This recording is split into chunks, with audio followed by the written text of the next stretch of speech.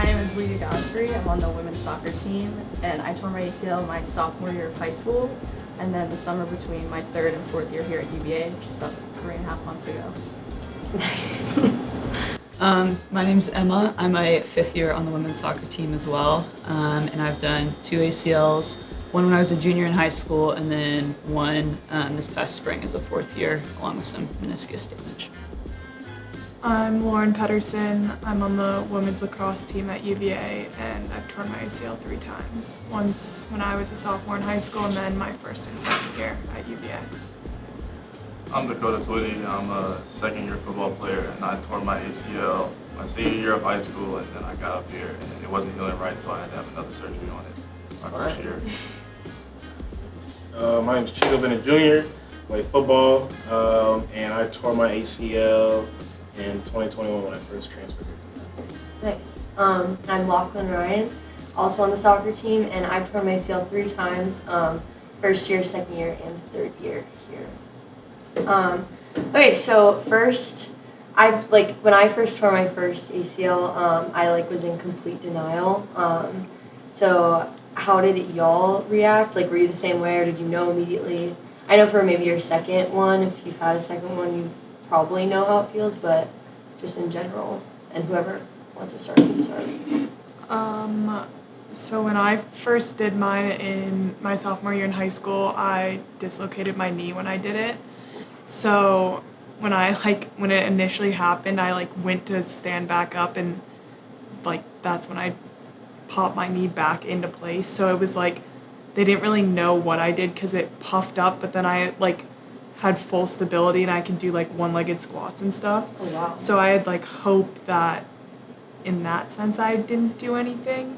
But then when I went to see the orthopedic surgeons, they knew. So I kind of it was weird because I passed all the tests, but then once I got the swelling down and went to the orthopedic surgeons, then they were kind of yeah, you did your ACL. Didn't you also have one where your second one you went in for meniscus surgery and then? Yeah, so then my second one was super weird because I got hit in a tournament this summer before I came to UVA, and my knee puffed up, and then I went to my orthopedic surgeon. He did all the tests, said I was completely fine, and then I was good a week later, did all my normal activities, everything, and then my third practice here, I stepped funny, and it was I buckle hand tore my meniscus, so my whole knee locked up, and then Gothamy went in for surgery, and that also the MRI came back negative for ACL, and then he went in and saw that I had partially torn my ACL with the meniscus. That's terrible. Yeah, so it was just kind of fun to wake up to that. Yeah, I feel I don't know, to a certain extent, deep down, you kind of know. Especially if it was your second. Yeah. What about y'all? So mine was during spring ball when I first transferred here, and what's crazy was I didn't even, they first told me I got hyperextended it, and I actually finished practice after I had torn it, so I thought everything was fine. The only part was that it would give out a little bit in some parts. Other than that, I finished it was cool, but towards the end of the night it started getting real. Just it said puffy and it blew up, and so afterwards I was just walking with a limp, and then afterwards they told me, yeah, you got a clean tear. So yeah. Man, that stinks. So I tore mine playing basketball, and it was kind of a non-contact. Why are you playing basketball? Yeah, that's kind of right, but I was going up for a layup, and my knee popped out, and I fell, and when I hit the ground, my knee popped in. And I feel like I'm the type of person, we're all athletes, we get injured, we're oh, we're going to get back up. And then when I couldn't get up, I was oh, something's not right. Yeah. And I broke bones in my leg before, and it didn't hurt as bad, so I was what's going on? But then I was I can't even move it, and then kind of like y'all said, mine puffed up immediately. Yeah. And I didn't have any of stability part though. I couldn't walk on it or do anything for a while. So. Did you think it was ACL? I kind of knew it was something significant. Yeah. See, that was the opposite of me. I was nah, it's just a tweak. I'm fine. I did it the day before I got here, my first year, and I was I remember calling Steve and just being yeah, I tweaked my knee, but I'm sure it's fine. And I was trying to move in and limping with my bags in, and Steve FaceTimed our athletic trainer and was yeah, I don't think that's normal, but I was no, it's fine. But what about y'all? Yeah, I think I knew for both of mine. Mine were both pretty traumatic experiences. Both of mine, I was it's kind of like partial contact. Like it wasn't like someone kicked my knee, but I basically went into a tackle, stepped weird, then felt something like shift in my knee and like couldn't walk, knee puffed up. I think I like had bone bruises on both, strained hamstring, like kind of did everything. So I think both of mine, I was like, yeah, I think pretty sure I just tore my ACL. So Yeah. no denial at least. I guess there's that. First one, definitely knew. A few players on my club team, it had already happened to them, and they kind of talked about it. So as soon as it happened, I knew like I was in a lot of pain. My knee was super unstable. Physical therapist just happened to be like close by, and he did the tests, and he knew. He didn't want to tell me, but he knew. Everyone knew. And second time, did not think it was the ACL at all. We were on our team trip in Italy, and it just happened in the game. Didn't feel anything like it happened the first time. It was a completely different feeling. My knee didn't really swell, and I was just going on the trip, walking around, doing all the tours. I was like, oh, I convinced everyone everything was fine, and when we came back, got the MRI, and it showed that it wasn't fine. Yeah, it was crazy because you literally like walked off. You were just like sublease, and just like that was the weirdest. Like it was very strange. What is the hardest part of y'all's rehab?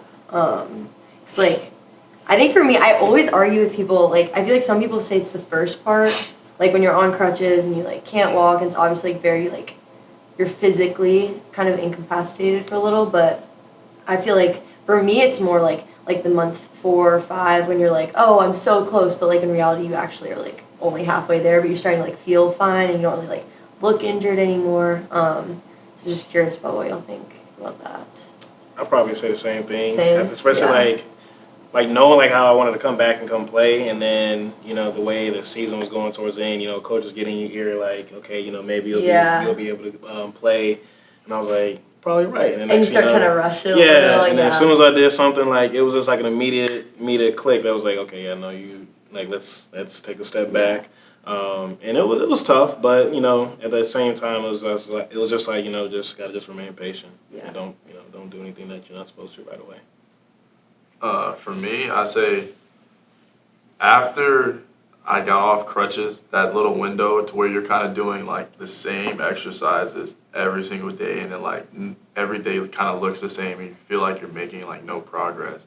That was probably like the hardest time for me, kind of just staying motivated and staying positive, because like even like doing a little bit different exercises, you're like, oh, I'm getting better, I'm getting stronger, but then when you're doing the same just like range of motion type things, it just kind of gets like I'm not going anywhere. Yeah, especially that little part like right before you start running and stuff, where Yeah. you're like, it just feels like so monotonous, and you're just like nothing's happening, and you're past the point where like you make big gains, you know? Because I feel like in the beginning it's like, oh, today I can straighten my leg, today I can like lift like my leg up, and then after a while you're just like it's the same, like just baby steps kind of. Yeah, I feel that. For me, I would say I actually don't think there is a hardest part necessarily to like the rehab process. I think each kind of like section has its hardest part, and I think then also with that like every injury I've had has had its hardest part. So I think like in terms of just like the rehab process, the first part's tough because it's like you are immobile, so like everything you do just takes that much longer.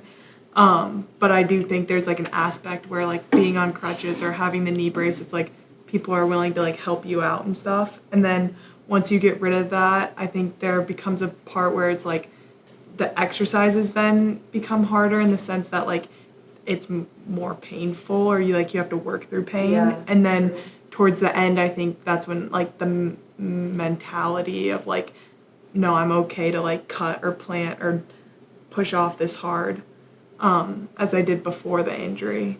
Yeah. And then I think also too, like with my first injury, I felt like almost like ignorance was bliss in a sense. So like you didn't know what was coming.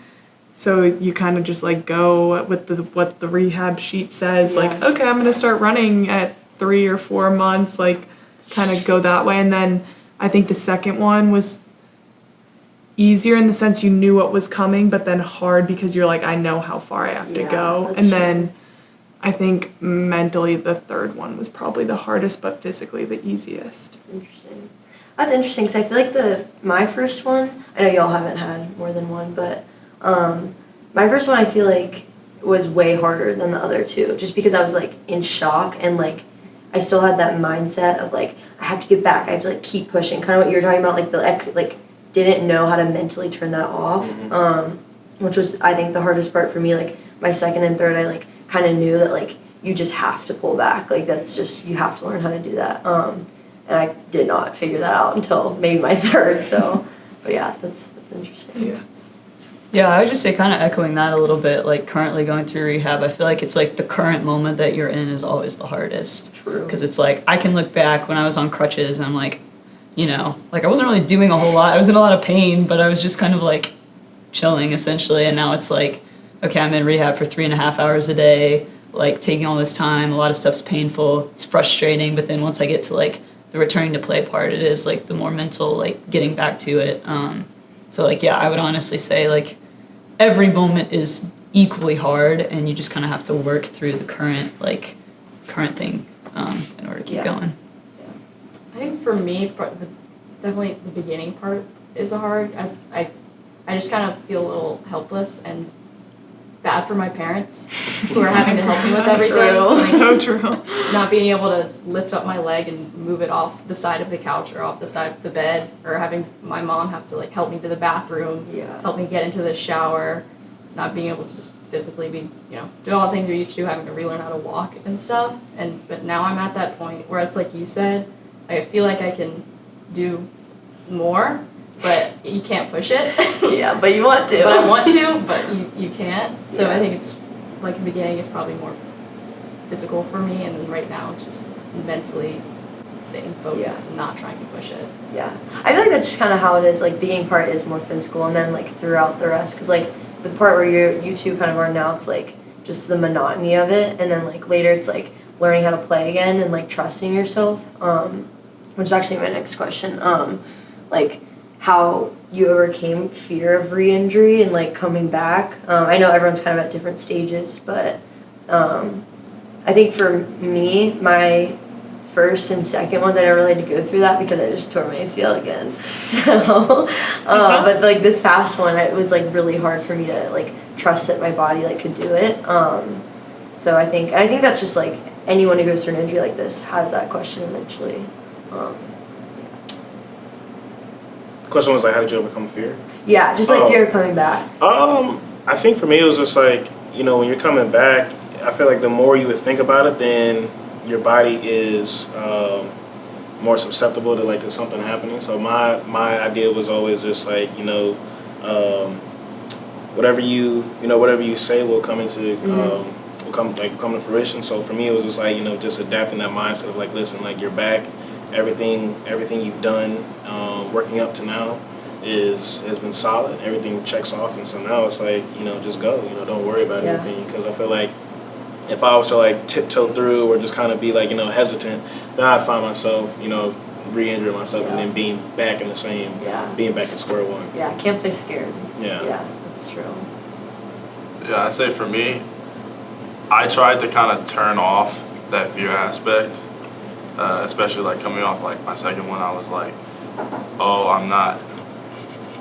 the mental limitations aren't gonna like inhibit me from doing what I want to do. So you kind of like told yourself that? Yeah, but like with cutting and stuff, I feel like you have to address that you're not where you want to be, and that it's gonna take time for you to get to where you want to be. And it took me a while to actually address that. And like when I started addressing like, maybe I am scared to cut, or maybe I am scared to jump or playing off of this leg, that's when I felt like I actually started getting better. Interesting. So you had to like accept that you were scared and just like kind of push through that? Yeah, it was rough. It is hard. It's really hard. Especially like I feel like as athletes you're like trained to not. You're not supposed to be scared of something like that. You're supposed to just like dive right in, Yeah. So having to like retrain your brain is hard like that. Like kind of accepting that you are almost like nervous or scared, and then I think putting myself in a position where like once I do it, I'm like, I can do that again, like I got this, or like, and then also tag teaming off what you were saying about like checking the box. So it's like I've done the rehab, I've done the work, like I've done what they've told me to, you've done all the right things, so it's like now just let your body do it. It does. And I think also too another big aspect was like doing other activities, so like surfing, skiing, beach Bro, the fact that volleyball. you Like, ski is crazy. It's crazy. Jeez, But, like- Colorado girl. Like, Utah. oh, sorry. But no, I think doing all those activities too then gives me confidence because it's like, okay, if I can ski down this hill right now, like I can, or like if I'm skiing powder, like I can You go can out cut there in and cut in lacrosse, lacrosse. Yeah. And it's funny too because like I was talking to some family friends at home and one of the moms was a ski racer and she did her knees too, and I was like, it's so interesting how like the sport that you do it in brings the fear, and I go skiing and I'm like, I don't think twice about it. Interesting. But then when you go on the lacrosse field, you're kind of like, wait a second. So Yeah. it is interesting how that works, and I totally agree with what you guys are saying though, how like accept and just know that your body is ready to Yeah. do what it does. Yeah. You do, I mean, at some point you have to do Yeah, that. exactly. Well, I did not ski. Yeah. For me, I would honestly just say like time and repetition. Like, I mean, I'm not there yet with this one, but with my first one, like I took a really long time to come back, and I allowed myself that. I think it's like, kind of like you guys are all saying, just like accepting that it's probably not going to happen in the timeline you want. It's not like you're not going to be running probably exactly at 3 months, you know, returning to play at 6. It's like giving yourself that space to, you know, go out on your own a little bit more maybe and like do stuff that's non-contact in order to like get confidence back in cutting and then slowly work yourself back into it. Because I think jumping right back in is obviously not smart and also really difficult. And like for me, I knew I was ready when I wasn't thinking about my knee anymore when I was training. And I think obviously for everyone that's different, but for me at least it was a lot of like going out on my own and just like repeating those movements until it's just second nature. Because like pre-injury, that is second nature. Like you're not thinking about it. And I think that's what you want to strive for in order to feel like you're really ready. So. Yeah, I definitely agree with you on the repetition part. Like, when I tore my ACL the first time, it was doing scissors, and then I didn't do scissors for like the longest time after coming Dude, my back. first ACL was on a scissors. Wait, what's scissors? It's like a movement soccer. Like you step Yeah. over the ball. Yeah. And so I didn't do it for the Scissors. longest time, but like repetition, just getting comfortable with first, you know, cutting, and then after the first time I did a scissors, it was like, oh, okay, I can do that. I can do that. This is fine. My knee's gonna be okay. Yeah. And just repetition after repetition, getting more comfortable until you don't think about your knee anymore. Yeah. I feel like ACLs are just weird though that like it is something that you do a million times. So like I think like part of the like fear of re-injury is like how you did it the first time. At least it was for me. Like I was just like, if I can tear it that easily, so I did the same thing. I literally did scissors, and people would call me like the scissors queen. Like that's just all I did. You yeah. do it a lot. No, I do. All I do is scissors. Like I'm not doing a move. It's gonna be a scissors. And like I was like, how can I tear it doing something I did all the time, and then like go back and do that? You know, just as like I don't know. So like dealing with that is hard. But yeah, I feel like one like accepting that you're scared and just like kind of moving past that into like knowing when you're ready. Just like big things. Yeah.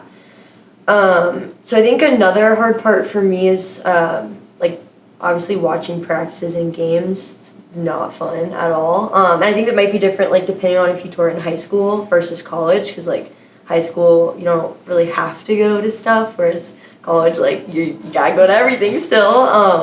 And so I think what would y'all's advice be for someone who's dealing with that right now, or you know, dealing with that right now? I would say something that I think like I used that worked really well is like finding times in my day where I was doing things that like filled my cup and that I enjoyed. So like first year, a big thing for me was like having my cup of coffee in the common room and like watching the sunrise. Like yeah, literally like, and it would be like 7:30 and like, or I like took that yoga class and you guys would be going to morning practice and I'd be like doing my yoga in the common room, and it's like, I mean, it's a little crazy, but I mean, it worked. And I think like That's what it takes. yeah, exactly. And I think so finding little things that like make you happy throughout the day outside of practice will then allow you to come to practice like filled with energy or like then more motivated. And I think also too, what started to help me is like during practice hours doing my rehab and like running exercises, playing wall ball. I don't know like what you guys do for like soccer, but doing stuff like that too, because then you feel like more part of the team, or like you can feel your skills developing without having to like go cut or be actually Yeah. playing. But a big thing for me was definitely doing like the little moments or like time in my day for myself where I was filling myself up with like joy or gratitude. Mm-hmm. Yeah, I mean, so what my coaches did was, they got in my ear about just making sure to stay engaged. And so what they did is that, I would still travel with the team, and I ended up becoming like a little mini coach. And so I think that actually helped me, one, stay engaged, but also just kind of still, not lose that motivation to come back and be like, hey, like this is what, I see certain things that I feel like I would be able to do. And so for me, it was just like, okay, I picture myself out there. Like, this is what I'm working back towards too. Another thing for me that I felt that like what helped was just like night drives. I always like listen to music and just go on the highway and just cruise, man. So it helped out a lot, because I think a lot. I always got something to say, like, well, I talk to myself. Yeah. Sound crazy, but No. but it certainly helped, and I think that's what helped me, like just being consistent, and staying like just as you say, doing something that helps you, and help fill your cup. Yeah. Ultimately, you can find yourself progress a little bit faster, especially during the So maybe process. something like outside your sport, Yeah. and also like staying checked in your sport. Yeah. Because I think being alone, especially like with injuries, something like significant as this, you can find yourself a lot of thoughts running through your mind. The isolation will get ya. Emotions and stuff, and so it can be the more cons than it is pros. Being by yourself. Yeah. Yeah. Do y'all think there is like a silver lining at all? 100%. You think so? Yeah. I wouldn't be the person I am today without having my injuries. Yeah, and that's so cool. And like, think about what you can tell people you've overcome. It's Totally. crazy. Like as much as it's crazy to say, like I wouldn't undo them or undo my injuries. Yeah, I'll say the same thing. I think it's crazy. So when I first tore my ACL, so Bell tore his the first day of spring ball. And so then, I was like right there when it happened. And then like the next practice we had, I ended up tearing mine. Oh my gosh. And so, that's when, so we sent each other I sent him a text and was like, hey, we're about to go through this together. And so that's how we ended up becoming really close. Mm-hmm. And so, for me, that I was able to, develop a relationship with him, really tight one. And so we became very close to that. And then obviously with, the Hagens family and stuff, so for me, like, I don't know if I would have been able to truly like appreciate who Vel was, especially like with the Hagens family, if I hadn't, tore my ACL, because everything we did was just together, so it was nice. Yeah. Injury friendships are different. Yeah. They are different. Yeah. Leah's sick of me at this point, so. Yeah. Like, how many hours a day do y'all spend together? Too many. More than we ever had. I mean, silver lining. I'm not gonna go probably close. I mean, it's not like we weren't close before, but we're spending a lot more time together now, and we make each other laugh, and it's a good time. Yeah, have fun doing rehab. You have to find ways. We try to, find things. Yeah. Yeah, I agree with that. Yeah, you gotta make rehab fun in some way, or else it's just like not good. What do y'all think? People always ask me this. What do you think the best way to support someone with an injury, like another teammate or maybe like a friend outside your sport? Because I feel like when I was injured, like I would get not mad at people, but I always felt like no one like understood or like maybe said the right things. But, like, is there even a right thing to say? Like, do y'all think, like, do you wish you had heard something or someone had done something for you when you were injured?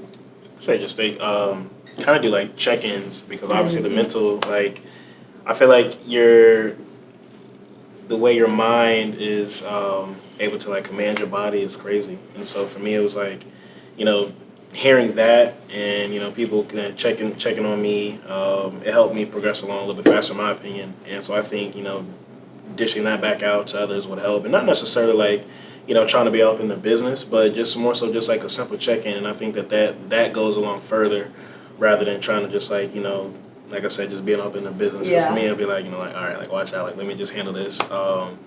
But just, asking them, like, hey, how's everything going? Just obviously, don't push the envelope too far, right. But, just let them know that, hey, like, if you ever want to talk, just let me know. Yeah. And so for me, I think that's kind of the biggest thing, just from a mental perspective. Yeah, I like that. Yeah. Yeah, I 100% agree with that. I think it also depends on like what stage of recovery you're in. Like for me, there's a girl on our team who actually is transferred. But the day after I tore my ACL, she ordered me like the pads to put on crutches. And like I'll forever remember that because I was really like sweet. sitting on my couch in my apartment, so sad, like your hands and your armpits start hurting. Yeah. She like showed up, she was like, I'm bringing you these. And it was like literally like made my like pre-recovery whatever. But yeah, just like little things like that. Like it doesn't have to be anything crazy, but just like, I don't know, bringing someone a coffee. Like, That's what I was gonna you know, you're sitting in rehab for 3 hours a day, then you're going to training, and then you're going to class. Like it's like a lot. Yeah. It's like and, not being able to do stuff like that for yourself. Yeah, and like it doesn't have to be like a whole like therapy. Like we have sports psych for that. Yeah.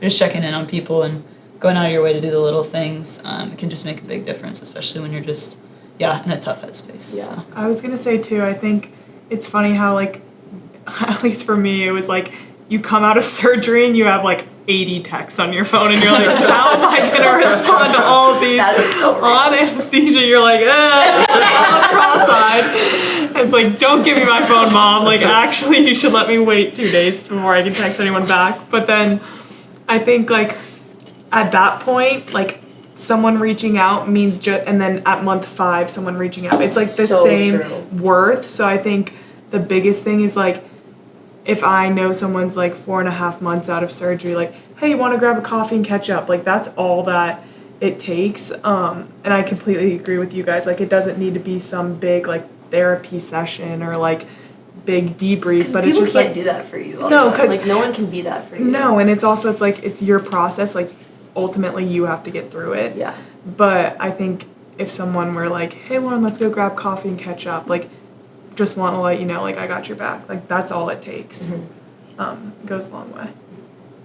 I think kind of piggybacking off of what y'all said, just being around them and like the conversations that kind of helped me were not tied to my injury or my sport. It kind of made me feel like I was a regular person again, and then like You're not your injury Yeah, I'm anymore. not my injury, and it's like it's a traumatizing thing that happens to you, but it's not gonna consume you. And then like kind of just helping with like little conversations and stuff here and there, and just hanging out and being around them. That really helped me kind of outside of my sport. Yeah, I totally feel that because like I came in injured like the day before I got here. I was injured, and then I wasn't like healthy until this year, like my 4th year, and so like I felt like before this year, like I literally was just known as ACL, like and ACL kid. yeah, and like it, you know, you find ways outside of soccer, outside of your sport to like get involved in. Like I got involved in UNCUT. I got, you know, really dove into academics, but like on the team, it literally felt like I was just like ACL girl, and like that's like not who I was, but it sometimes feels like you like turn into that, and so like yeah, I totally appreciate that. Just having like conversations that aren't anything to do with your ACL is huge. Yeah. That was like the day. I think the day I found out, we just like watched a movie. Yeah. And that was fine. Like it was distracting me Yeah. from the news I just got. So just like just doing old things, like spending time with each other. Yeah. I think we watched like 4 movies. Yeah, that stuff's huge. But I guess for people who have torn their ACL multiple times, do you think it was harder coming back the second or third time? I guess, and like if there's a like gap in between, do you think like that had anything to do with it? Yeah. Yeah, so I didn't necessarily tear mine the second time. So Right. I had scar tissue in my knee, and I was supposed to just go in and doc was just going to do a quick scraping. Oh yeah, I And had one of then- those too. Yeah. But then when he did it, he said a lot of it was attached to my ACL graft. So then when he removed it, he asked me before he went in, he was like, if I see something that I don't like, do I give him the judgment call? And I was like, yes, I want to be like 100%. I don't want to go out there like 50% of an ACL. And so then when I came out of surgery, I didn't really know what had happened until like a couple of days after, where I was like really back to myself. Not on But drugs anymore. it was just kind of like the first time I did all this rehab and I did all this work, and then it wasn't healing right.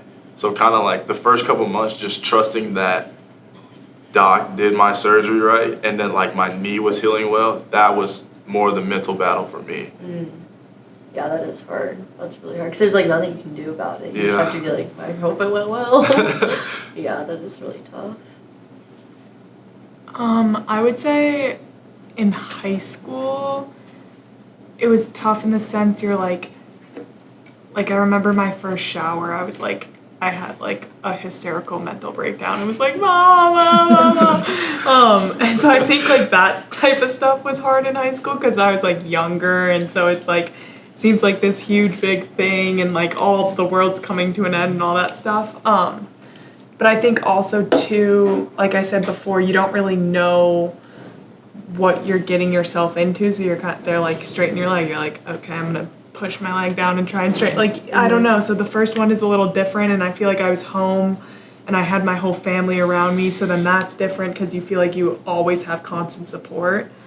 And then my second one, so then I had a 3-year gap, and so then I remember my second one, I was like, oh, I'm gonna go hard, like it's game over, like I'm gonna push this so hard, like do rehabs, and I was like super motivated, and I definitely had like hard times and hard aspects to it just because you're in college, so your parents aren't there all the time, like you're kind of fending for yourself more. And then I remember my third one, it was the same thing physically, like I think my third one was actually physically was the easiest to get through. I agree and with that. just like rehab was just like, it was like doon doon doon doon doon coming, but I think mentally it was tough because it was like, am I gonna play again, like, and do I want to play again, is this what I want? Yeah. Like, and you start questioning all that stuff, like what if I get hurt again like a fourth time? So I think 4 feels so much more than 3. yeah, so I think in that sense it was like what, like the third one kind of hits you with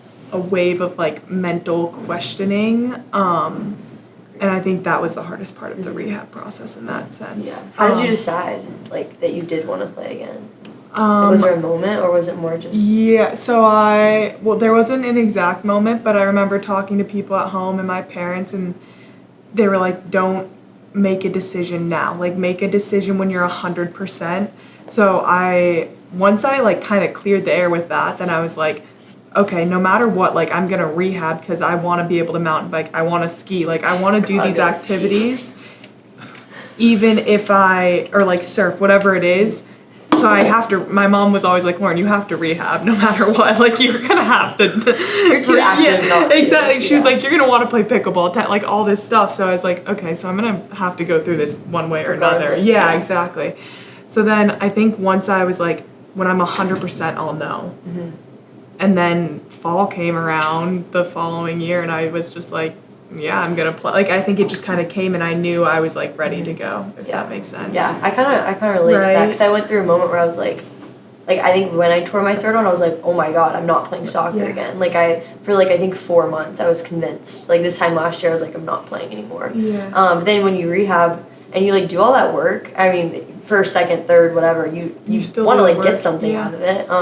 And when you get there, you're like, yeah, I'm gonna play again. Well, Like, and then when you're 100%, you're like, yeah, you're like, feel why good. wouldn't I? Exactly. Yeah, so true. Yeah, I feel like the timing of both of mine kind of played into it. So I committed to UVA and then tore my ACL a month later. And so like that was in my junior But year. Steve was like, Yeah. So I feel like my mentality was like grind, like no breaks coming into college, because I was like, I'm gonna be the fittest player on the team. I'm gonna have worked as hard as I possibly can to like get to this point.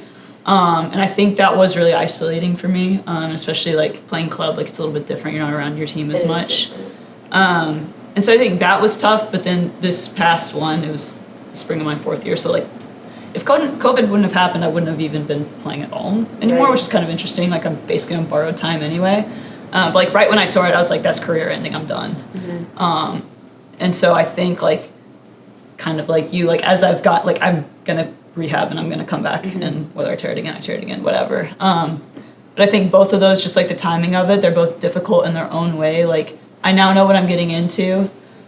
And even though this one, like the rehab's not going as well, I tore a lot more things. It's been a lot more complicated. Like I feel a lot more prepared. And like our coach, he loves to pull out the analogy that like your life is this long and your soccer career is this long.